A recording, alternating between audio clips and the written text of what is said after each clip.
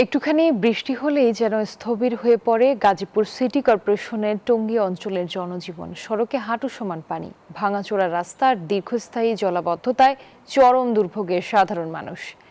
সজীব হোসেনের তথ্যচিত্রে desk report.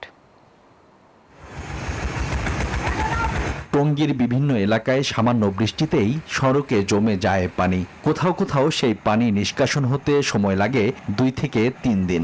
এর মধ্যেই আবার নতুন করে বৃষ্টি হলে দুর্ভোগ বেড়ে যায় আরও কয়েক গুণ। Tongi college road, Shafiuddin road, Muktar Bari road, Khapara road, Duttapara এলাকা, শিলমুন এলাকা সহ বিভিন্ন সড়কের চিত্র এখন প্রায় একই।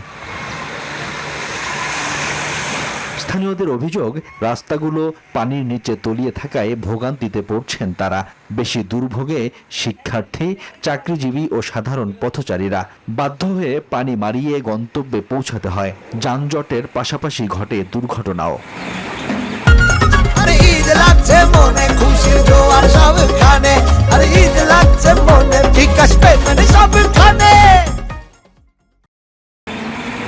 খাপাড়া রোডের বাসিন্দাদের অভিযোগ, কিছু অংশ বছরের 8 থেকে 9 মাসই চলাচলের অনুপযোগী থাকে। সড়কের উপর সার্বক্ষণিক পানি জমে থাকায় নষ্ট হচ্ছে রাস্তা, বাড়ছে জনদুর্ভোগ।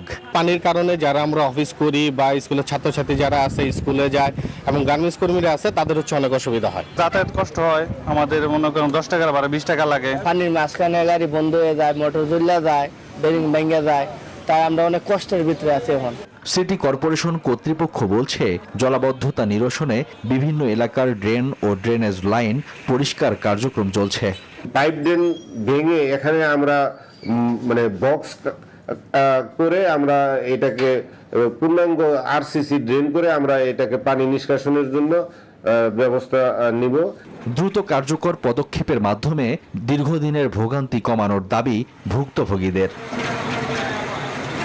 Desk report, news 24।